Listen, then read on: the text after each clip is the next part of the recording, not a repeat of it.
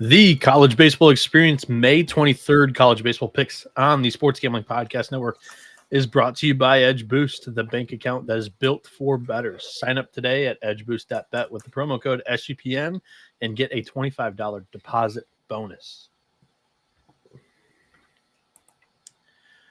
Welcome back into the College Baseball Experience. What's going on, everybody? My name is Noah Bieniek. And going live once again at 8 Eastern today.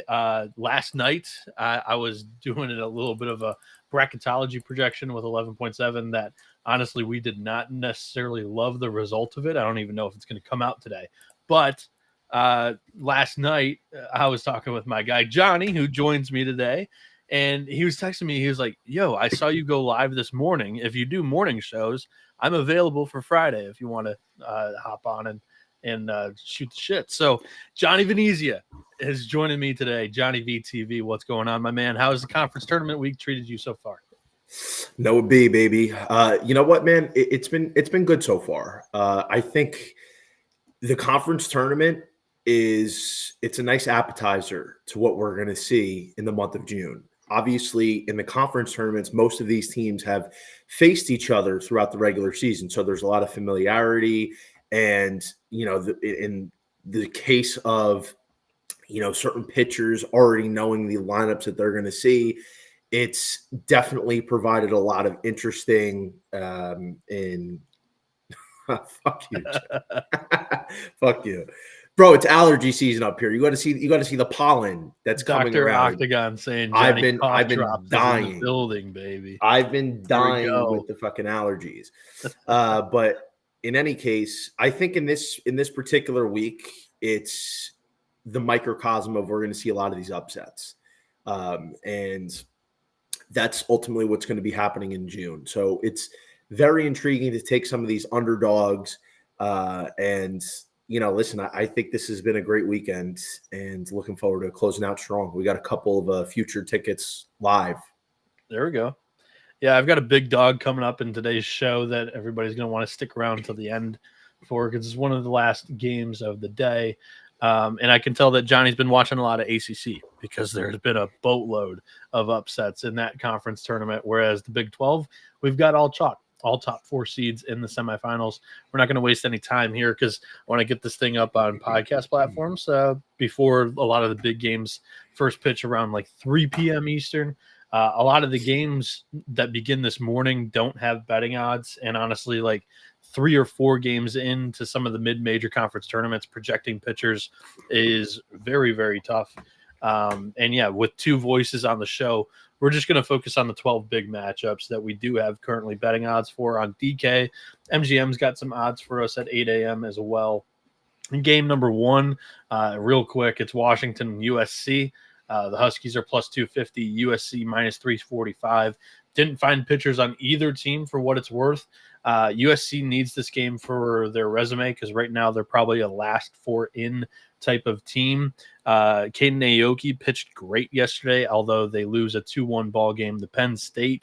So it's probably Caden Harris, maybe like a Andrew Johnson if he didn't throw yesterday. But I didn't watch that game.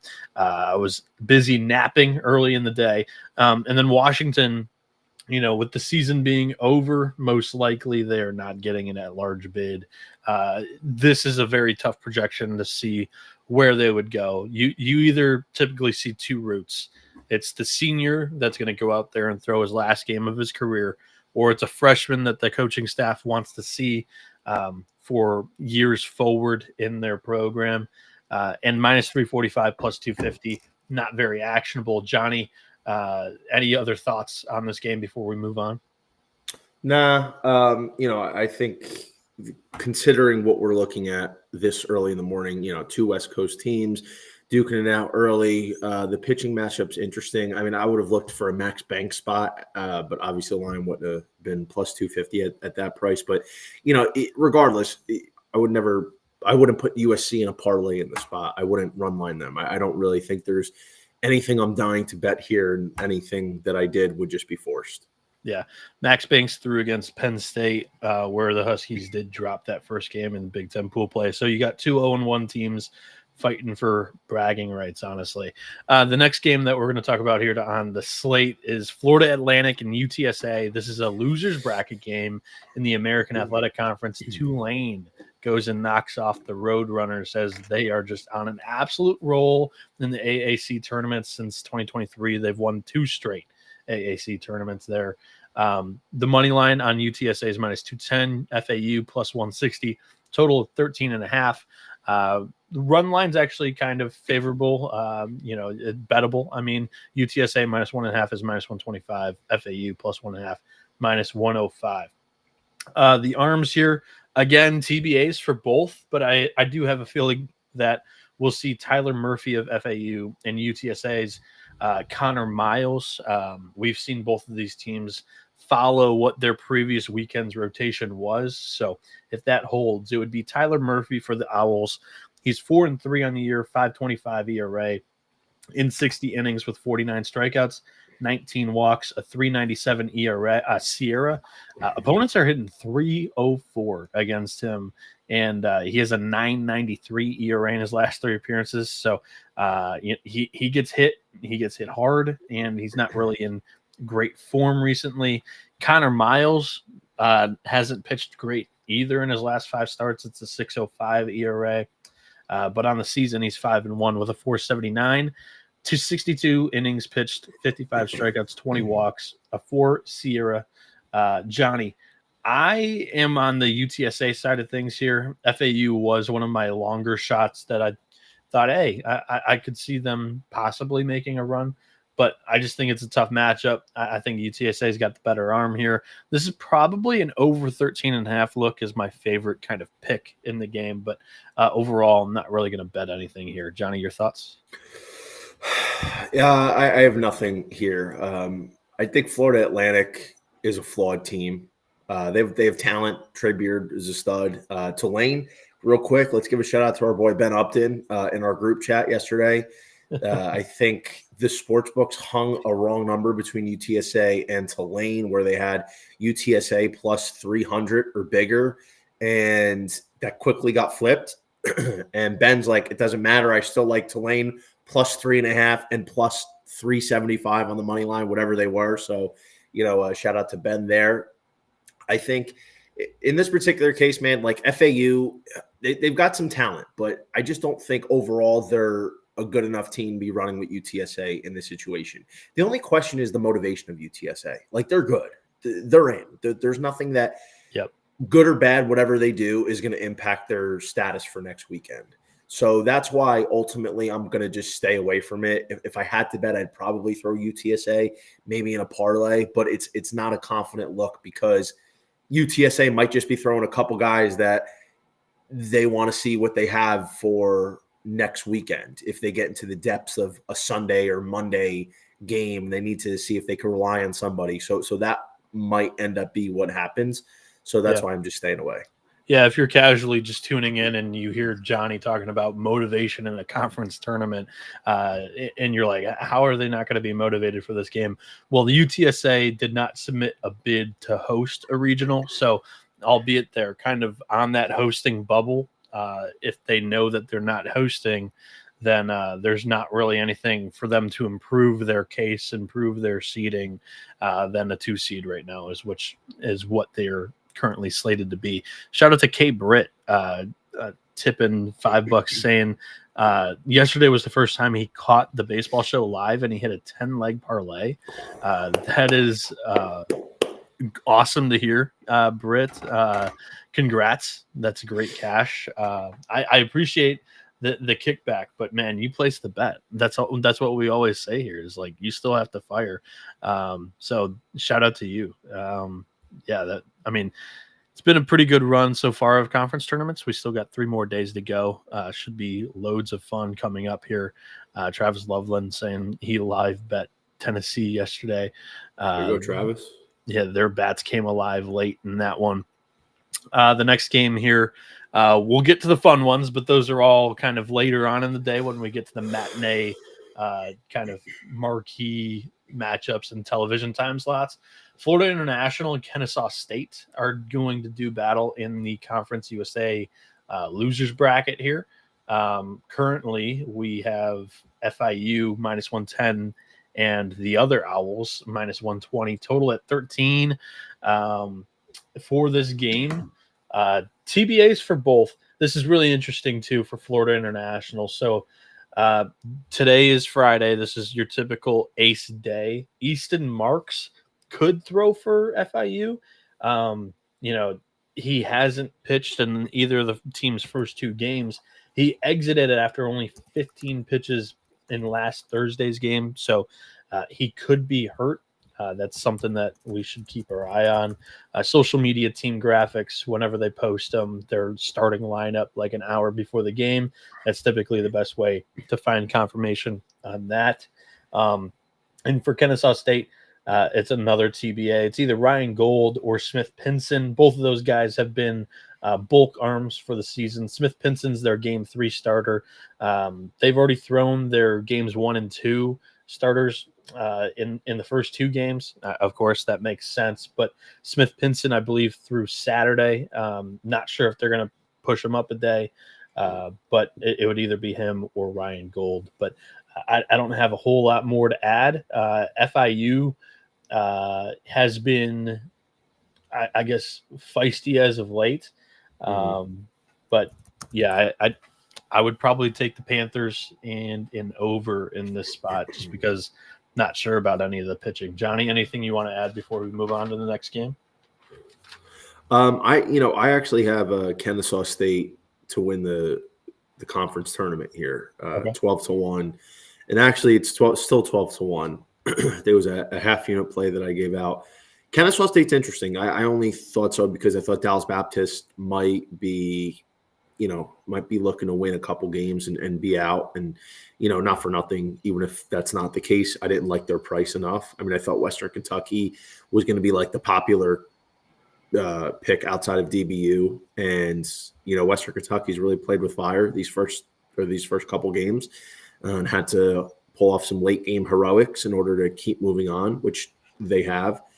But Kennesaw State, man, this is their time. They need to get even against FIU from the game 1 loss. This is the elimination game, so they need this one. I'm not going to bet this one because I already have the future in line, but I like Kennesaw State to get this one done. All right. San Jose State and San Diego State play each other in Las Vegas in the Mountain West Conference tournament here. This is actually Mesa, Arizona. I don't know why I was thinking Las Vegas. That's WCC, I believe. But anyways, do have pitchers for this. It's officially TBA, but they should follow their weekend rotation as they've thrown their first 2 guys here. SP3s for both squads. Actually, both lineups are well below average. You might be thinking, I could go under 13.5. Well, let's meet the pitchers. Omar Serrano, 4-6 on the year, 7.86 ERA and 81.1 innings, 66 strikeouts. Opponents are hitting 325 against him, and he's got 35 walks. In his last 4 starts, it's a 10.04 ERA. And then David Thomas is who I would project for San Jose State. He's 1-5 on the year with a 6.28 ERA and 67.1 innings. He's only got 44 strikeouts in those 67 innings, and opponents are hitting 324 against him. In his last 4 starts, it's a 10.80 ERA. So knowing all of that, Johnny, are you interested at all in an over 13.5 with both of these offenses really kind of lacking a punch, but they are playing at elevation against poor pitchers? So, the funny thing is, do the books know this? You know what I'm saying? Because there's not pitchers listed, and this is really where somebody like you that follows these programs a little bit more than most people would have an advantage. So there's only a handful of people that really get into the weeds on a matchup like this. So I think this provides an advantage for somebody like you, because the sports books, there's just no way that they're in on this, because you really got to dig deep in order to find a pitcher who's going to go. And even still, it's not definitive. That's just using context clues. It's hard to make a line off just context clues with nothing definitive. They do it, but it's hard to. So in this situation here, 13.5 feels like it should probably be at least 15.5. Elevation, two bad pitchers going. I think the over is a good look here. But you know what's crazy? This is probably going to be like these two pitchers go, and it's going to be like a 6-4 game, just a fucking pitcher's duel.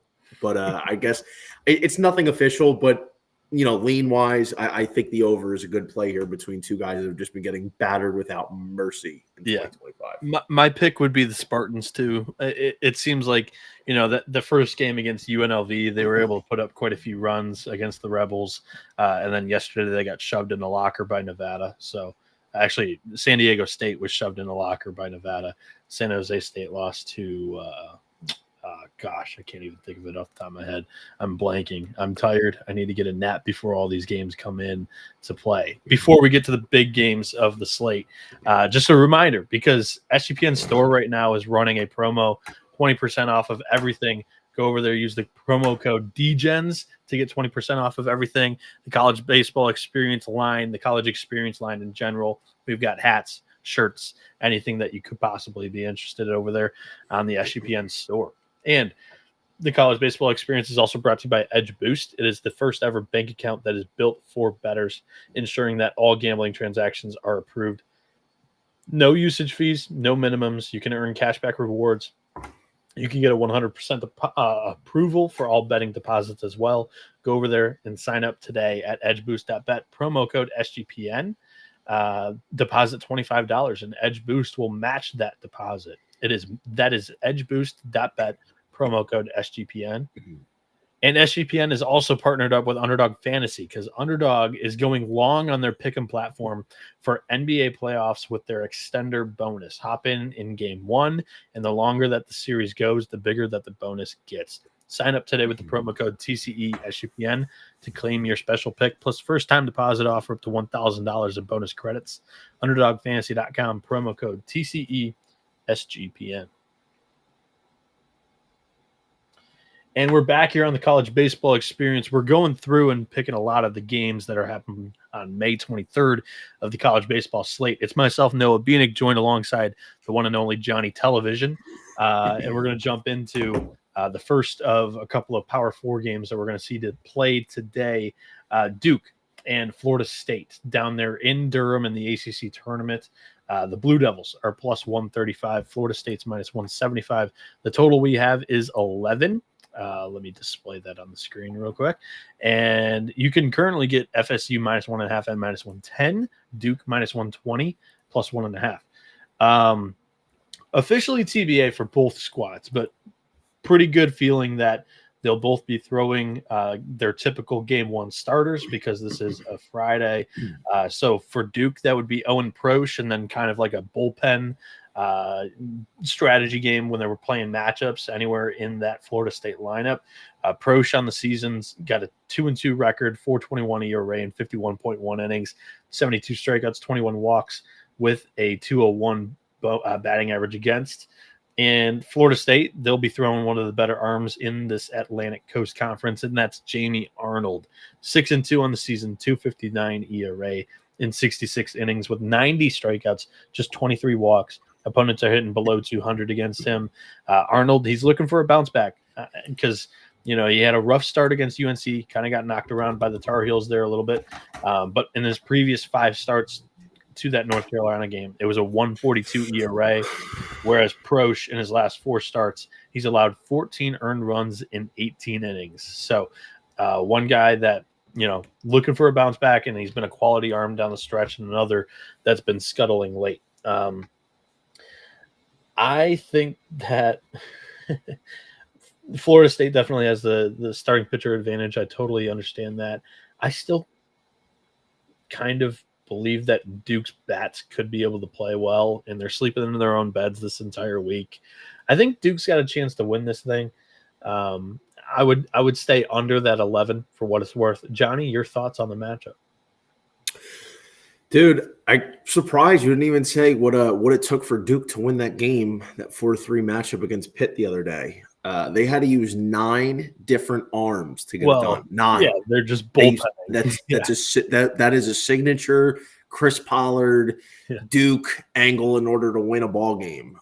It's very interesting, but Owen Prosch is good to go. He has had some good starts recently. It's been a couple, less than stellar, but it's been some good ones. So I understand where you're coming from. I do, because we saw Duke get a little frisky last year in this tournament, right? And I think they always find a way to have this pitching step up, and Prosch is a guy that can definitely do some damage. Their offense has been solid overall, I would say. The one thing is what happens late in the game. Can Florida State's offense create enough separation against Duke? Because if they don't, the bullpen is really where it shifts in favor of Duke. So if this game is, say, tied like 3-3 going into the 7th inning or the 8th inning, that's a significant advantage in favor of the Blue Devils, because this Florida State bullpen is garbage. It's not good. So I think this is a tough cap for me, but ultimately I like Florida State. That's how I programmed this semifinals matchup being with UNC against the Seminoles. I think Jaime Arnold is going to be on the right side here of a bounce back. And, listen, man, I know you're a big Duke team. I'm kind of waiting on the shoe to drop for them. I don't necessarily love them, but I like the fact that they trust multiple pitchers in a tournament scenario. So I don't think they'll be afraid to pull the plug on a guy early. So it's hard to say it, but listen, I'm taking the 175 with Jamie Arnold, the best pitcher in the country, the next Chris Sale. I think listen, and you know what? Listen, here's the thing. If Duke comes in and they beat them plus money, tip of the cap. The thing is, I understand this is still a home game for Duke, technically, but this is a situation where you just have to go with the best pitcher, and you got to live with it one way or the other, And 175 is not a bad price for getting the best pitcher in the country. So I like Florida State here. Yeah, it's not a bad look at all. And you have to have that mentality. You're going with the starting pitcher advantage, and if you get beat, you tip your cap to an offense that has to put up probably 6 or 7 runs in order to beat the Noles, and that just hasn't happened very often this season against a guy like Jamie Arnold. Gonzaga and San Diego is the next matchup that we're going to move to here. These are the 1 and 2 seeds in the WCC, and they're in the losers bracket. This is an elimination game for the 2 best teams in this conference all season long.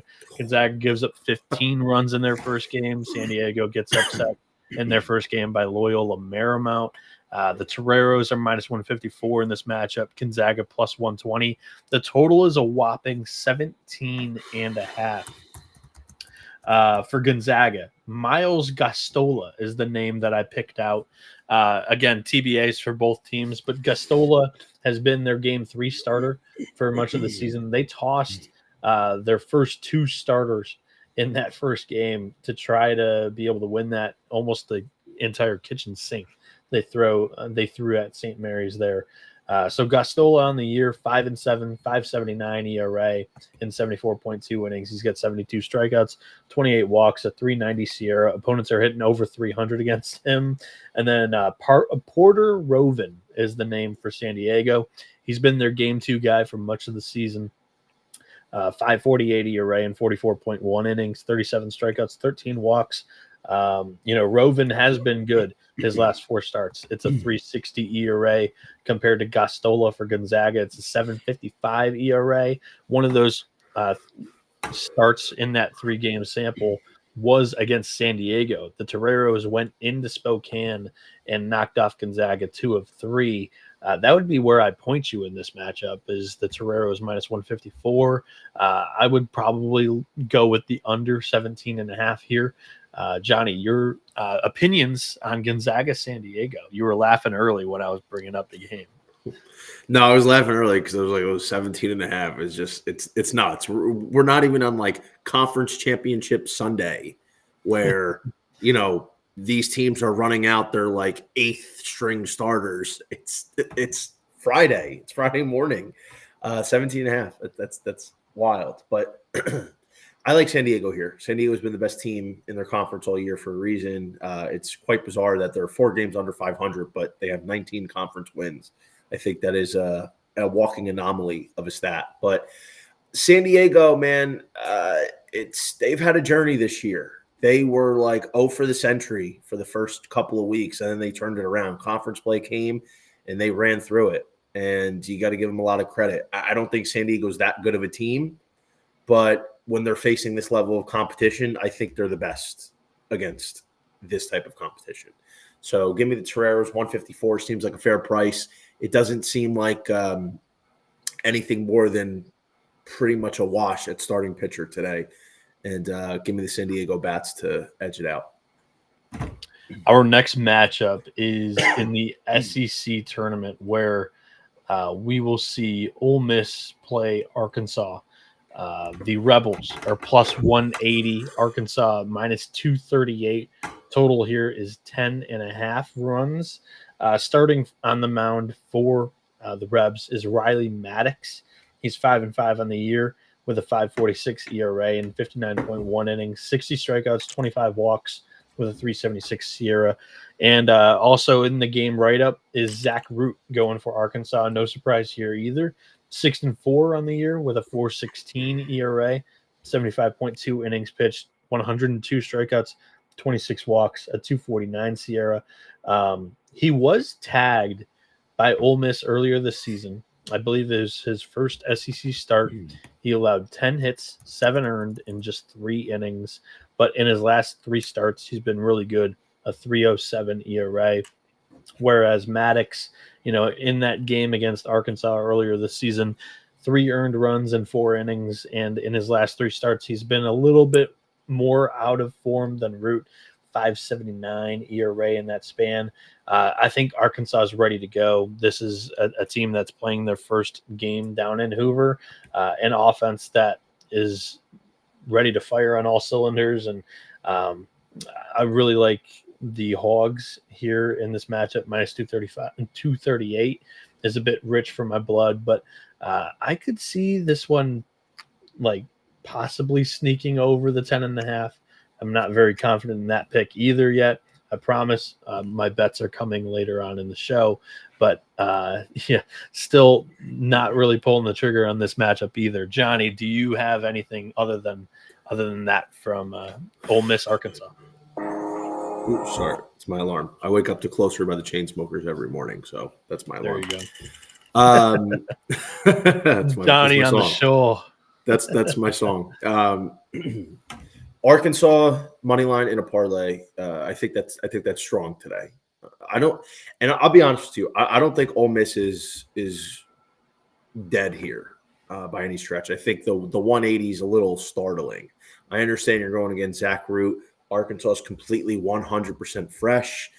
But Ole Miss, man, I mean, they only played 1 game. Hunter Elliott threw a gem against Florida, a red-hot Gators team, so give him his flowers. Riley Maddox, I don't think has been as bad as his bottom line would appear.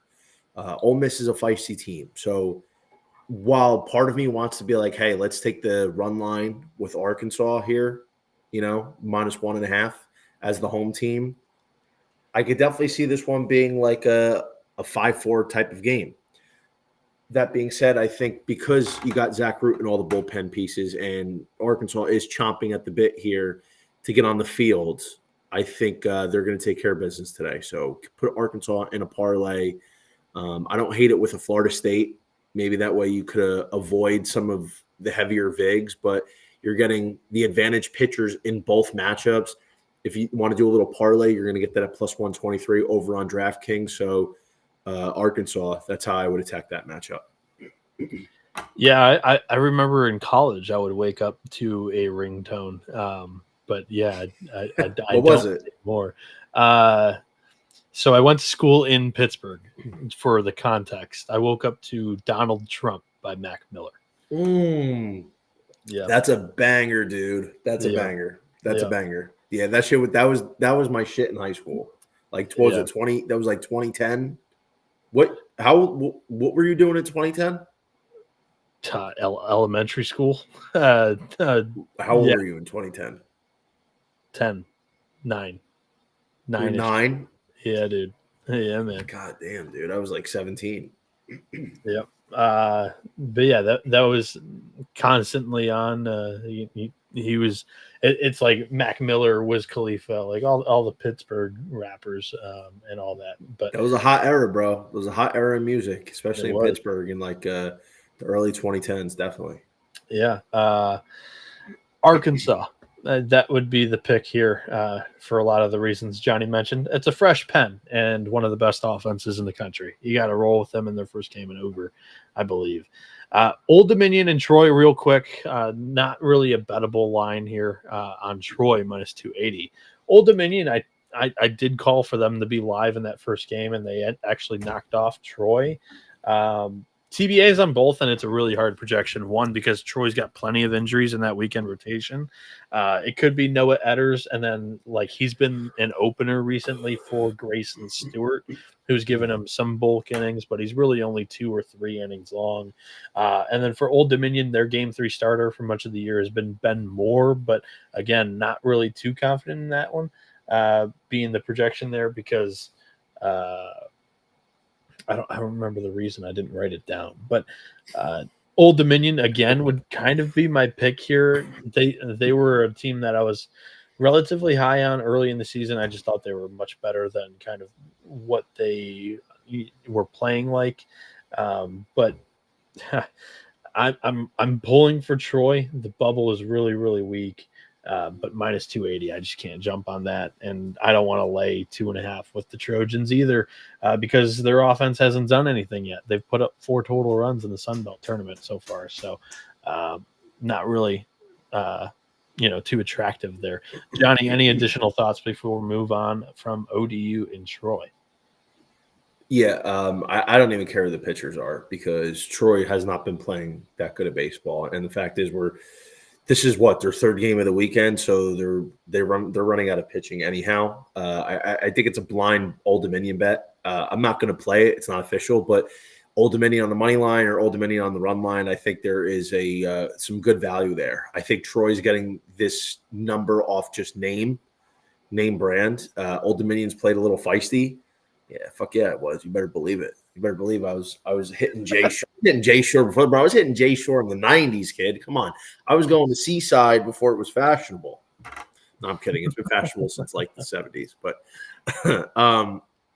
yeah, I think this is Old Dominion spot. I'm rooting for Old Dominion personally because I want Troy to get knocked out because I need to make sure my UVA Cavaliers are getting in and any little edge helps. But regardless, I don't see how this could be Troy minus 280. There's no significant pitching advantage. They haven't been playing good baseball, and you're laying 2.5 runs. I think Old Dominion at the bare minimum is worth a plus 2.5 look here. So I think this should be closer to Troy, maybe like minus 160. Very fair. I think I actually agree with you on that. Plus 2.5 is. You think you agree? Yeah, no, plus 2.5. I think I'm going to add that as a bet. Minus 120. Thank you for talking me into that, Johnny. I'll write that down here before we move on from the game. On the flip side, it's the marquee ones, the late night caps and a lot of the conference tournaments. But real quick, Rhythm right now is your home for AI-backed picks and props. You can dominate the NBA playoffs, PGA, MLB, and they also just launched a WNBA product as well. Rhythm knows that you're going to love it, so that's why they're including a 7-day free trial. Rhythm has some amazing deals going on right now, 25% off a monthly subscription with the promo code SGPN25, and you can also get a 50% off annual subscription with promo code SGPN50. That is Rhythm, spelled RITHMM, promo code SGPN25 or SGPN50, where you can get your 7-day free trial today at sportsgamblingpodcast.com/rhythm. And SGPN is also partnered up with Circa Resort and Casino in Las Vegas. They are giving away the ultimate fantasy football experience for a 12-person league to draft in Las Vegas and be treated like VIPs during your stay. The winner will receive a 2-night stay at Circa Resort and Casino for the entire 12-person league. That is 6 double king rooms. You'll be able to hold your draft at a cabana at Stadium Swim with a $5,000 food and beverage credit, limo transportation to and from the airport, a welcome party when you arrive at the Legacy Club for the league, a reservation at the world's largest sportsbook with $500 beverage credit for the league, a 2-hour open bar package as well for the league at Overhang Bar. The contest duration runs from May 5th to June 30th. Go over to sportsgamblingpodcast.com/circa to enter today. That is sportsgamblingpodcast.com/CIRCA. And hey, if you win it and you go out there with your league mates, enter the Circa Millions too. They just launched their, their intro to the contest, and now you can sign up for Circa Millions and Circa Survivor. And SGPN is also brought to you by MyBookie.ag. MyBookie is your place to bet on every sport, including the NBA playoffs. For the true degens, the MyBookie money bag is also there available for you. MyBookie accepts customers from a ton of different locations. It's easy to deposit, and you can get lightning fast payouts using crypto as well. Head over to MyBookie.ag, promo code TCE SGPN for a 100% deposit match up to $1,000. Terms and conditions apply. That is MyBookie.ag, promo code TCE SGPN. And we are back here on the College Baseball Experience. Myself, Noah Bieniek, and Johnny Venezia has joined me today. We are doing this live at 8:30 in the morning. Thank you all, the 500 that have tuned in across multiple platforms. I know Twitter's algorithm kind of skews that a little bit, but we've got a good crowd once again. And we're running through the May 23rd college baseball games. And we've got the big ones coming up here. In the Big 12 tournament, Arizona plays West Virginia, and West Virginia is minus 180. Arizona plus 140. The total is 10.5. I said 7, but it's 10.5 on DraftKings. You could find a 7.5 on a different platform earlier today, but I am willing to bet that is no longer there after. Let me check. Let me confirm. And then shout out to the one and only. Gone. shout out to one and only Quentin Mills, who alerted both of us on that as Good well. job, Q. Good job. Great job. So what is it at right now? Did you 10.5. 10.5. I'm like somebody's got to be wrong, and I think that the book that's wrong is the one that's putting 7.5 in this game.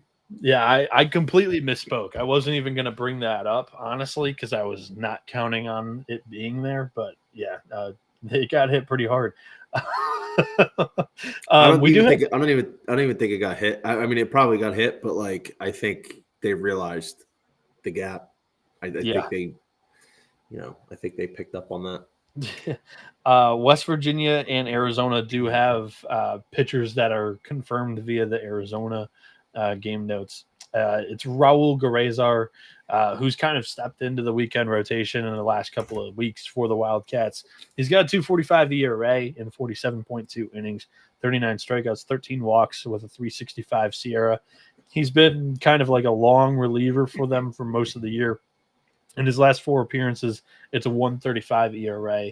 And then for West Virginia, it's Jack Cartsonas.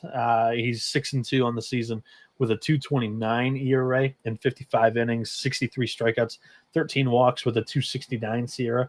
And opponents are hitting just 2.26 against him. And he has in the last 6 starts for him, he's got a 1.65 ERA.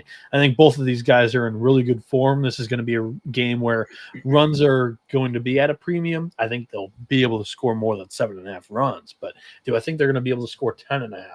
Not really. I think this is probably an under as my favorite play in this matchup. But yesterday, it needs to be noted, West Virginia's Griffin Kern did a great Derek Clark impression. Complete game, let the bullpen have, just another day of not really being taxed at all. So West Virginia could go Johnny Holstaff in this matchup against Arizona, which I think really benefits them. I'm on the Mountaineers in this game, but I like that under 10.5 quite a bit. Johnny, your favorite play in this matchup? I know we were talking about this one quite a bit before the show. So coming into the tournament, I had Arizona 8-1 to win the conference. And, I knew this would probably be the path that they would have to go through. But I think if they get through that, if they get through this game today, Arizona's going to be in a really good shape going into tomorrow. Because I have the Arizona play, I don't think I'm going to bet it because it doesn't make sense. Like I already have an 8-1 on the Wildcats, so there's no reason me to bet this plus 140. The only thing I'm thinking about in order to hedge the ticket maybe is take West Virginia at like plus 250 or whatever they're at. Yeah, bro, the Karma days, man. I'm a DJ's guy. DJ's in Belmore. That's my spot. But in any case, I got to stay with the original cap, man. I had Arizona to win it, and I knew that the West Virginia path was going to have to happen. So I'm going with Arizona. I think the fact that they're not facing a lefty today is a big up because we know they're much better against righties than lefties. Give me the Wildcats, man. Let's see the Mountaineers make a critical mistake late in the game that costs them. All right. Yeah, I mean, it's kind of happened in some of their bigger matchups, so you're not talking out of your ass with a possible late mistake. West Virginia did lose 2 of 3 in Morgantown earlier this year. It's a very valid pick there. Talk about valid, maybe not so valid. North Carolina's minus 520 in the nightcap matchup in the ACC tournament against Boston College, who is plus 350 here. Total of 10.5, minus 3.5 on UNC's minus 115. Boston College plus 3.5, minus 115. Jack Burnham is who I project to get the ball for Boston College. This is officially a TBA, but Burnham did start a game last weekend, and he's kind of the last starting pitcher that they haven't thrown yet in the ACC tournament. They've won, 2 games in a row, and to get here, that's impressive. And now they're kind of at a little bit of a mismatch because North Carolina is totally fresh. Burnham on the season is a 6.08 ERA and 23.2 innings, just 16 walks, 16 strikeouts, 8 walks, a 3.13 batting average against him. In his last 5 appearances, it's a 7.55 ERA. For North Carolina, it's Jake Knapp, who is 11-0 on the year, 2.14 ERA, 80 innings pitched, 74 strikeouts, 13 walks, 305 SIERA, 187 batting average against in his last 3 starts. It's a 270 ERA. Just the way that North Carolina has been playing really recently down the stretch, honestly, outside of their first 2 ACC series losses, outside of that, they've been really, really good, especially in their first game of the series. They've put up plenty of runs. So I don't know really kind of what the trend could be there outside of, they're facing aces for the most part, and they jump out quick to begin the entire weekend.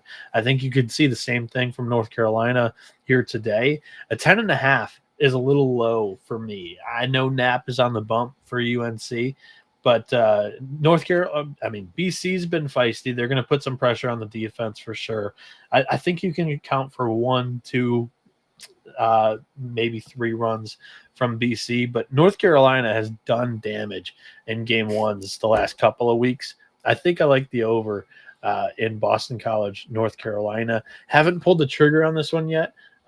Johnny, I'm curious your thoughts. I'm not jumping at the bit to take UNC minus 3.5 nor 520 on the money line. So the over 10.5 is probably my favorite spot. If you're going to get involved in this game, I think that's kind of the only way to go. We could definitely see North Carolina put up 8-9 runs on their own, and Boston College put up a couple of runs. It's ridiculous. You're on fire today, Austin. On fire. We're riding out that UNC pre-tournament ticket plus 250. Part of me wanted to see if UNC would maybe save Knapp in what is probably the most optimal matchup that you can have to this point if you're the Diamond Heels, and throw maybe Jason DeCaro or Aiden Hawk. But I don't think UNC really cares about this tournament that much. They want to make sure they keep Knapp on regular rest, so completely understand it from that point. But the plus 250 is all I'm really concerned about for UNC. Honestly, I think what it would be ideal, instead of betting this matchup, you can still get UNC, I think, at plus 150 on Caesars to win the ACC tournament. I think I like that one better than involving anything in this particular game. Here's one of my favorite bets of the day. Oregon, Nebraska in the Big Ten tournament, the nightcap in Omaha, the final game of pool play. These are great too, because the conferences get to plan what their final game of pool play will be. Last year, we saw an absolutely outstanding matchup between Wake Forest and North Carolina in the ACC tournament. This year, we'll see Oregon and Grayson Grinzel up against Nebraska and 10,000 fans in Charles Schwab Field. This place is going to be a madhouse. I like Nebraska money line against Oregon, the Ducks, their ace. I've called it from the get-go. I think Nebraska wins this pool. I think this place is going to be off the charts tonight. If you watched what Nebraska did to Jerwa, they just worked his count. They got him out in the 6th inning, and they got to that Michigan State bullpen. That fan base came alive. And if you saw like them get their second life, Parker Pico dropped a casual fly ball to right field, and just avalanche of game flow that just hit Michigan State right in the face, and Nebraska was able to win that thing. Grinzel, man, the handicap's not against Grinzel. I just think that Nebraska is going to be able to work his count, get him out of the game. Same type of game script like they had against Jerwa. Grinzel, his last 5 starts has been impeccable. It's a sub-1 ERA. On the season, he's 9-2 with a 2.33 ERA and 88.2 innings. He's got 93 strikeouts, 26 walks, 185 batting average against. He's not like the most powerful arm, though. Like, he's not going to blow you away with heat. So I do think that Nebraska could just be able to just foul off pitches left and right in this matchup. They did toss 3 starting pitchers in that matchup against Michigan State earlier. They do have 2 days of rest, but I don't know if any of them are going to throw in this game. It could be Jackson Brockett, who has been the Sunday starter, the Game 3 starter of the weekend for Nebraska the entire year. He's 3-3 with a 3.62 ERA, 54.2 innings on the season, 37 strikeouts, 19 walks. The Sierra is a little bit north of the ERA, though, quite a bit north, 4.58 there. So definitely due for some regression.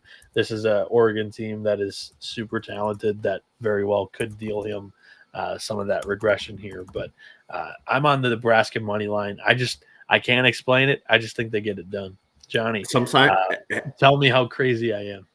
You listen, hey, sometimes you got to go with your gut, and you see something that you can't really explain, but you just see it, even if nobody else sees it. So I understand where you're coming from, and I think there's a little something to your cap, because Nebraska is probably going to throw Brockett or Will Walsh, both of whom Will Walsh are is Mr. Lefties. Brockett confirmed starter, according to Dr. Octagon. Both of them are lefties, and we know how Oregon has dealt with lefties this year. Other than really Cade Obermueller, they really haven't hit lefties that well. So this could most certainly be an interesting spot. But let's remember something. And against Obermueller too, the wind was blowing out, and they hit a grand slam into that, so it was kind of a little bit inflated. Let's remember something. Jerwa threw a great game earlier this week. 6 innings, 2 earned. And it's not his fault that the kid dropped the fly ball. That's a routine fly ball that you make 99 out of 100. I would say I'm definitely not interested in Oregon in a parlay. I think 2.5 is – I could see Oregon come out a little – I don't want to say flat, but I could definitely see Oregon think they're coming in with their best pitcher, a guy who could very well have been the Big Ten pitcher of the year, a guy who's certainly been one of the top 10 arms in the country. I think they're just going to kind of coast behind him. So I don't think the Nebraska look is as crazy as it sounds on paper, but I'm not betting that with you. I still think Oregon. I think Oregon can edge it out. I think maybe Nebraska plus 2.5 in front of a home crowd. I think that's a very solid look. I'm not betting it because I took Oregon to win this conference tournament, and I think because you're the Ducks, I don't know if you're necessarily safe in the top 8 national seed conversation yet. I think you're there, but I don't think you're safe. I think Oregon knows they need to win this game and maybe at least get to the championship in order to say, hey, yeah, we got this top 8 locked up. So if I was playing anything, it'd probably be Nebraska plus 2.5, but nothing official. Gotcha. Yeah, I mean, makes sense for sure. I don't really have a feel on the total. 10, I would probably go under here. Your thoughts, maybe? I'd probably go under. I think I think the lower scoring this game is, the more it favors Nebraska, believe it or not, because their offense, it's not that good, but it's timely. So if they can have Walsh or Brockett match Grayson Grinzel, I think that ends up being more of an advantage for them. And the fact is, what if they piggyback Brockett and Walsh here? Maybe Brockett goes, say, 5 or 6, and then Walsh comes in for the difference. Yeah. And you're stacking lefties all day. Don't think Nebraska doesn't know Oregon stats against lefties this year. So that's definitely a possibility. Yeah. So I would probably say it stays lower scoring because I still think Grinzel goes out there, has one of his signature 6-inning, 1-run type of starts. So 10 seems, even though it's a low number, I still think it's probably too high.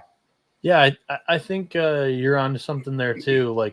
Even Will Walsh, I wanted to say this earlier, he's Mr. Big Ten tournament. You go back to his previous 2 seasons with Nebraska, his best outings are in the Big Ten tournament. It's crazy. That guy's just been nails in the big moments for this team. And Case Sanderson's got to be the guy in that lineup that gets something done for the Cornhuskers if they're going to win this game. But yeah, I cannot wait to see the environment in Omaha Friday night. Texas A&M and LSU do battle here in the final semifinal, final quarterfinal game in the SEC tournament here. That's not what I wanted to do. Texas A&M is plus 220 on the money line. LSU's minus 298. The total is 9.5. LSU's minus 2.5, minus 115. Texas A&M plus 2.5, minus 115. Johnny, before we even get to the handicap of this game, your thoughts on Lava Boy? Unfortunately, he's out for the SEC tournament. There is hope that he will return even next weekend, as they were able to pop the knuckle back in his ring finger. It was initially reported by Michael Early, the head coach, that he had a broken hand, but now it seems like they've relocated the knuckle, and the recovery time is not as long as initially feared. Carson Myers needs to be hanged for treason, thrown in prison for the rest of his life, never to see the light of day again. Because he did this, he almost did this a couple times, other than Lavalette. And there's a difference between throwing inside and what he was doing. I'm not saying it was intentional, but he was really trying to get close there.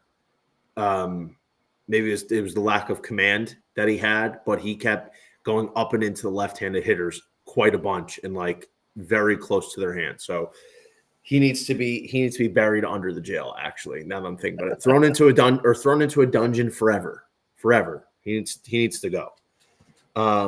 He's lucky he didn't end Lavalette's season. Hopefully, I think he might have. Well, here's the thing. It sucks because Lavalette's not going to play this game. And Texas A&M needs every game they can get. They probably have to win at least this game to have a legit consideration, because if they win this game, that's their 13th win in conference, and their RPI, which would be another top 8 win, they'd be under 50s. They'd be in the 40s, which is good for them. I think they have 13 right now. It would be their 14th. Do they have 13 or 12? Oh, no, you're right. Yeah. You're right. They had 11, and then they won 2. So I apologize. This would be their 14th win. Just subtract 3, though, because they lost 3 to Missouri. So they're at 10.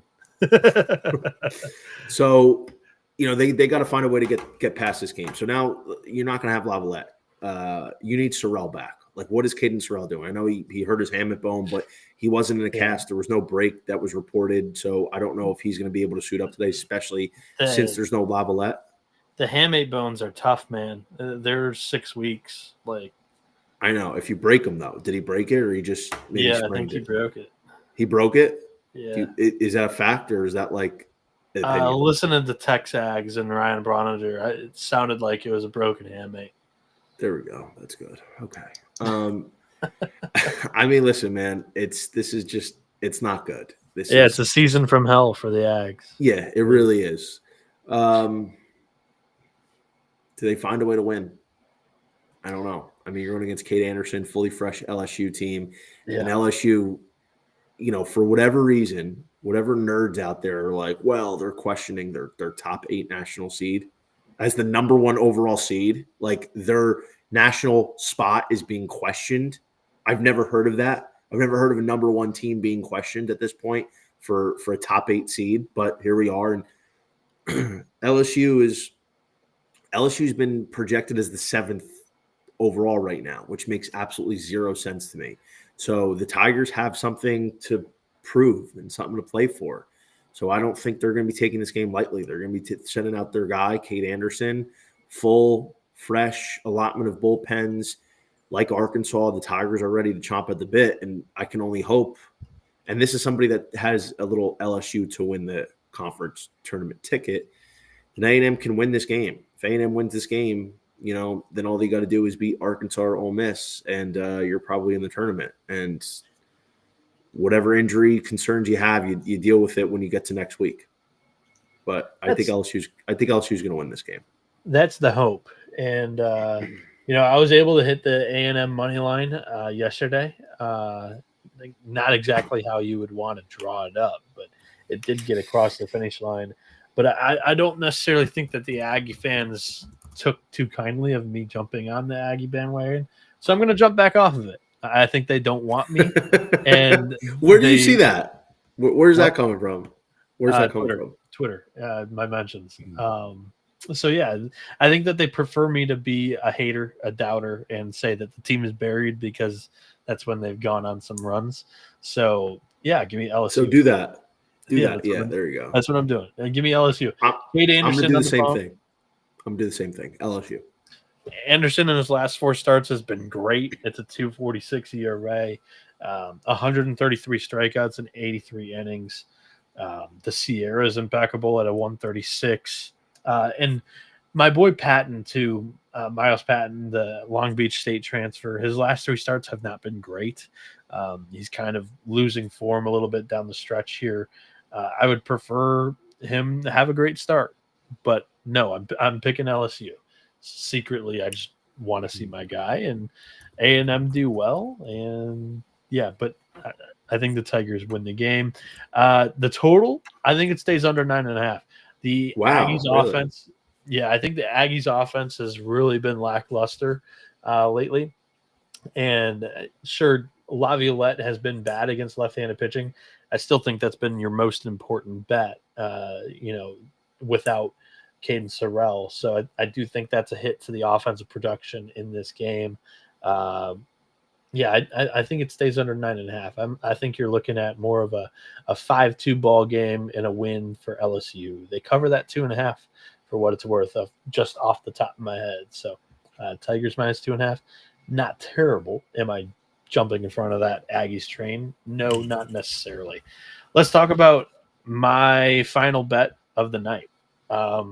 In the Big 12 tournament is the nightcap down there in Arlington at Globe Life Field. Kansas and TCU. The Horned Frogs are minus 135 here, and the Jayhawks are plus 105. The total is 11.5, and you can get minus 1.5 on TCU at plus 114, plus 1.5 on Kansas at minus 145. I'm betting Kansas. Officially to TBAs for this matchup, but I have a good feeling that it's Cademan Parker for TCU because they threw Tommy Lepore yesterday. Parker's been the game 2 starter for much of the season. And for Kansas, I think it's going to be Cooper Moore. They threw Dom Vagley yesterday. Moore's been the number 2 and honestly the best starter in the rotation the entire year. First, why I'm fading TCU in the spot. Cademan Parker, and he's allowed 14 runs in his last 3 starts and only 8.1 innings. He didn't even get out of the second inning in one of those 2 starts, whereas Moore in his last 2 starts has been incredible. 16 innings, 18 strikeouts, just 4 earned. On the season, he's 7-1 with a 3.48 ERA and 77.2 innings, 73 strikeouts, just 16 walks. And yeah, Cademan Parker, he doesn't really miss a ton of bats. 272 batting average against in 48 innings. He's only got 33 strikeouts, and he has 19 walks there with his 5.62 ERA on the full season. I think it's a great spot for Kansas lineup. We saw yesterday how it can pack a punch in some instances. They had a comeback victory over Oklahoma State that I was pretty impressed by, and I'm gonna fire on the Jayhawks here plus 105. I think that's a great price on Cooper Moore. I think it's wrong team favorite. I do agree with you. I think Cademan Parker was the guy who was their Friday guy to start the year, and Lepore was the Saturday guy. I think it was injury or maybe it was just poor performance that bumped Parker down. He missed some time, so I think it was injury, if I'm not mistaken. And Tommy Lepore is just doing so well, they slid him up. And you burn Tommy Lepore, and really the rest of the TCU pitching staff it's unreliable. I mean, after Lepore, you really don't have anything that you can bank on. I mean, there's talent, but it's not consistent, and it's not reliable 100% of the time, or even 80% of the time. TCU's offense also, it's not good enough to be. I've been downing TCU all year because I really don't think their offense is that good. So the fact is, if you don't have a guy that's a shutdown arm, you're likely going to need your offense to be giving you like 6, 7, or 8 runs. And listen, TCU can do that, but I think with Cooper Moore going, who's been the Kansas best starter, this is an opportunity for Kansas to get a little payback. TCU swept them during the regular season. I think the Jayhawks are going to get right here. And, their offense is pretty good. I mean, Brady Ballinger could have easily been the Big 12 player of the year. I mean, Carrington Cross for Cincinnati was great. Noah, we talked about this off air, but Ballinger, man, he always seems to come up with those big hits, man. He's so clutch.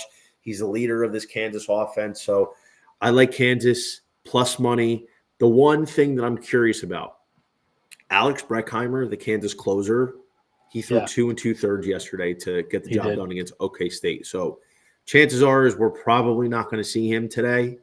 They used their best 2 bullpen arms for what it's worth yesterday. So yeah, exactly. So that's maybe the only concern I have for Kansas, but I think they find a way to get it done. So give me the Jayhawks as well plus money. Cooper Moore's thrown back-to-back games of 8 innings, so I'm willing to hop on that train with the Jayhawks there. So and hope that he is able to keep the bullpen kind of out of sticky situations for most of the game. That's going to conclude the show with the games that we currently have odds on. Plenty of good games. I wrote down 30 matchups that we would typically have betting odds for, but the books just haven't released them so far. 3 bets from me today. I like Old Dominion plus 2.5 at minus 120 there. And then Nebraska plus 250. That's the big dog. If you don't want to pull the trigger on the money line there, go with the under. I think runs will be at a premium in that matchup. And then Kansas plus 105 money line there. Johnny, anything that you want to part with to end the show? Your favorite player too, and let the good people know where they'll be able to find you as we've got postseason baseball coming up, my man. Yeah, 100%. So I think, my slate's going to be light today in an effort to kind of conserve for the rest of the weekend, with ride out some of the futures that I have. I mean, aside from that, I don't think the board is that great today. I think there's only a handful of, like maybe a few games that I'm really interested in. So I'll give you guys the Florida State Arkansas parlay. Zach Root, Jamie Arnold, lefty top seeded parlay there, plus 123. I think it's pretty solid. And you're getting two teams that should be able to advance to tomorrow. All right. There we go. That's been this episode of the College Baseball Experience for Friday, May 23rd. Plenty of great games today. A lot of them kind of coming up in that, 7 o'clock p.m. Eastern range and beyond.